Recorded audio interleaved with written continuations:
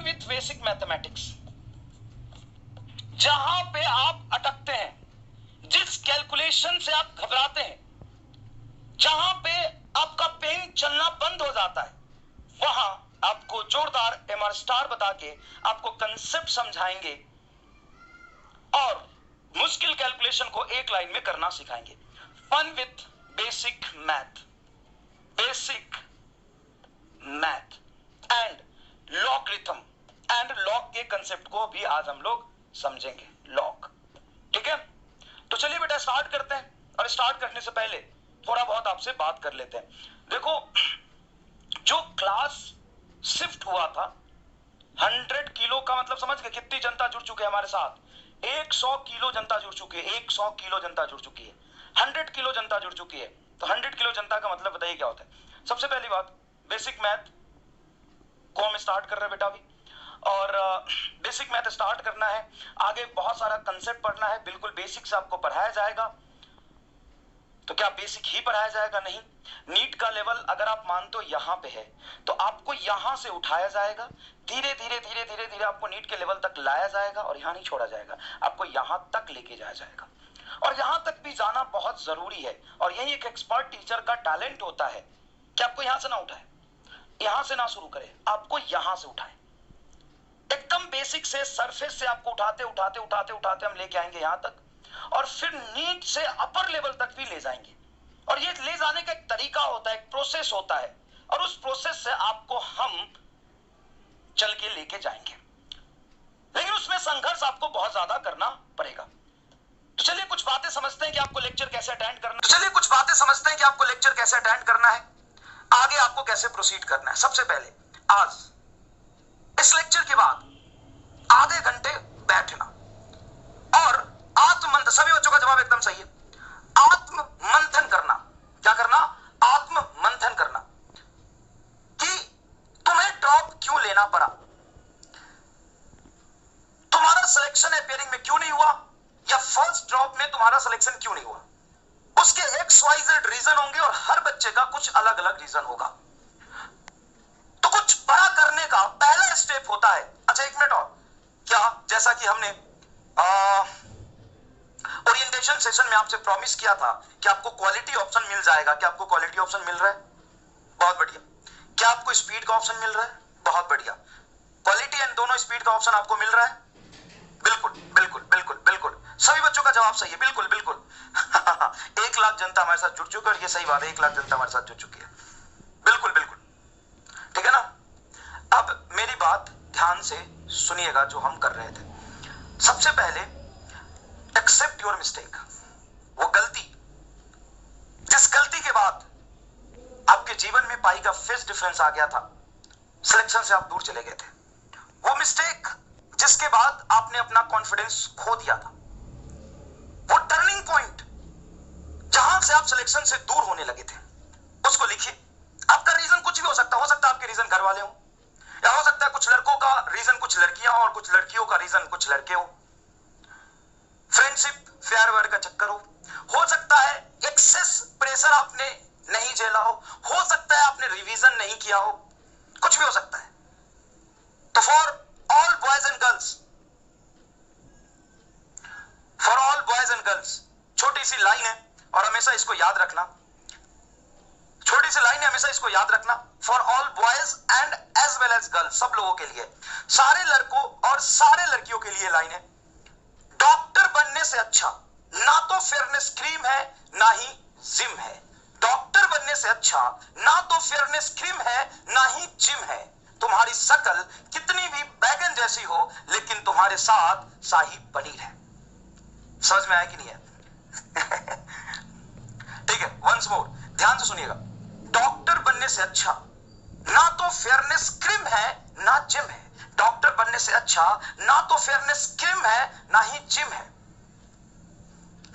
हाँ, लड़कियों के लिए भी है और लड़कों के लिए भी है, तो ध्यान से सुनिएगा। डॉक्टर बनने से अच्छा ना तो फेयरनेस क्रीम है ना ही जिम है। डॉक्टर बनने से अच्छा ना तो फेयरनेस क्रीम है ना ही जिम है। तुम्हारी शक्ल बैगन जैसी क्यों ना हो, फिर भी तुम्हारे साथ शाही पनीर है। याद रखना। तो घबराना नहीं है, अपनी गलती को लिखिए, सबसे पहले आधे घंटे बैठ के अपने सारे मिस्टेक को आइडेंटिफाई करिए, ईमानदारी से ऑनेस्टली इसको एक्सेप्ट करिए और लिख के दीवार पे चिपका दीजिए, अपने पेरेंट्स के सामने रख दीजिए। है हिम्मत तो मेरे सामने रख दीजिए कि क्या हमने ये गलती, हमसे ये मिस्टेक हुआ है। इसको लिखिए, इसका फोटो खींचिए और हमारे पास भेजिए। डाउट में भेज दो, मैं देख लूंगा, जहां जहां मर्जी वहां भेज दो, मैं देख लूंगा। और एक्सेप्ट करिए अपनी गलती को। सर ठीक है, वो तो हम एक्सेप्ट कर ही रहे, कर लेंगे, फिर उसको इंप्रूव कैसे करेंगे वो भी नीचे लिखिए। और कसम खाइए, अगर डॉक्टर बनना है तो ये सारी गलती दोबारा नहीं होगा, ये सारी गलती दोबारा नहीं होगा। ये बहुत इंपॉर्टेंट है। दूसरी बात, सर क्या मेरा सिलेक्शन हो जाएगा मैं अभी से शुरू करूंगा तो? सर मुझे कैसे पता चलेगा मेरी तैयारी अच्छी चल रही कि नहीं चल रही है, मैं कर पाऊंगा कि नहीं कर पाऊंगा? तो ध्यान से सुनिएगा, ध्यान से सुनिएगा। डॉक्टर बनने के लिए बहुत ज्यादा इंटेलिजेंट आईक्यू लेवल की जरूरत नहीं होती है। डॉक्टर बनने के लिए अगर जरूरत होता है तो hard work, honesty and dedication का जरूरत होता है। अगर आप डिटरमाइंड है, आप चाहते हैं कि आपको डॉक्टर बनना है और आपने सोच लिया है कि डॉक्टर बनना लाइफ के XYZ डिस्ट्रैक्शन से ज्यादा इंपॉर्टेंट है मेरे लिए, क्यों डॉक्टर बनना है वो रीजन ढूंढ लो, व्हाई। जब तुम ये फाइंड आउट कर लोगे उसके बाद तुम कितने इंटेलिजेंट हो ये मैटर नहीं करता, मैटर ये करता है कि तुम कितना हार्ड वर्क कर सकते हो, कितना स्मार्ट वर्क कर सकते हो, कितने ऑनेस्टी एंड डेडिकेशन से काम कर सकते हो। इसके बाद बात खत्म। तुम कहोगे सर मैंने हार्ड वर्क किया लेकिन रिजल्ट नहीं आ रहा, मेरी बात सुनना आराम से, तुम छोटा बच्चा नहीं है। हार्ड वर्क का रिजल्ट एक दिन में नहीं आता, हार्ड वर्क का रिजल्ट एक हफ्ते में नहीं आता, हार्ड वर्क का रिजल्ट एक महीने में नहीं आता। देखो बेटा, इंप्रूवमेंट, या मैं सिंपल कह दूं, marks, confidence, knowledge and time का जब ग्राफ बनता है ना, तो कुछ इस तरह का ग्राफ बनता है, इस तरह का ग्राफ बनता है। एक मंथ में वैसे हम स्टार्टिंग में तुम एकदम जीरो पे हो, चोमू हो, तो एक मंथ बाद भी चोमू रहोगे, 2 मंथ बाद भी चोमू रहोगे, 3 मंथ बाद भी चोमू रहोगे, चौथे मंथ में थोड़ा बहुत इंप्रूवमेंट आएगा, 5वें मंथ में थोड़ा बहुत इंप्रूवमेंट आएगा, और 6ठे 7वें मंथ में तुम्हारा कॉन्फिडेंस लेवल एकदम पीक पे होगा और एक्सपोनेंशियल ग्रोथ होगा। 70-80% बच्चा ना हार्डवर्क करता है, स्टार्टिंग में बहुत डिटरमाइंड और ऑनेस्टी से पढ़ाई करता है, लेकिन पहले दूसरे मंथ में ही उसको लगता है कि शायद उससे नहीं हो पाएगा। दुनिया का कोई भी इंसान ऐसा नहीं है जिसने मेहनत किया और उसको रिजल्ट नहीं मिला। तुम कहते हो सर मुझे नहीं मिला, ऑनेस्टी से अपनी गलती एक्सेप्ट करो, कहां हुआ है।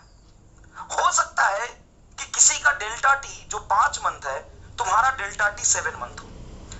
तुम इतने चोमू हो, इतने घनघोर बायोलॉजी हो कि हो सकता है तुम्हारा डेल्टा टी 9 मंथ हो सकता है, हो सकता है, लेकिन ऐसा कभी नहीं हो सकता कि तुम में इंप्रूवमेंट नहीं होगा, ऐसा कभी नहीं हो सकता कि आप में इंप्रूवमेंट नहीं होगा। क्लियर है?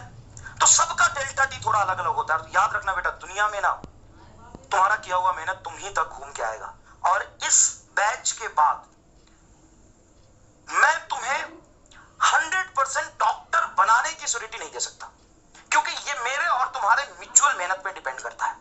लेकिन मैं सिर्फ अकेले के मेहनत के दम पर मैं तुम्हें इतना मजबूत बना दूंगा ना कि आज तो पा रहे हो ना, आज से 6 महीने बाद सिर्फ तुम लेक्चर देख लो, अगर तुम कामचोरी भी करोगे ना तो तुमको यहां बना दूंगा मैं।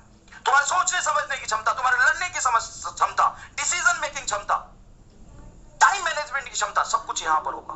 प्रेशर झेलने की क्षमता, सब कुछ यहां पे होगा। और अगर तुमने मेहनत कर दिया तो डॉक्टर तुम बन जाओगे, तुम डॉक्टर बन जाओगे, ये मेरा गारंटी है। और सबसे ज्यादा इंपॉर्टेंट लाइफ में यही होता है कि आप लड़ना सीखे। डॉक्टर बनना इज नॉट इंपॉर्टेंट, संघर्ष करना इज इंपॉर्टेंट। जब तक आप संघर्ष कर रहे हैं तब तक आप जिंदा है। डॉक्टर बनने के बाद भी कॉलेज में जाएंगे तो संघर्ष होगा, कॉलेज से निकलेंगे तो भी संघर्ष होगा। तो संघर्ष करने का जो एटीट्यूड है ना, वो एक बार डेवलप हो जाए ना तो तुम लंबा खेलोगे। समझ में आ रहा? समझ में आ रहा?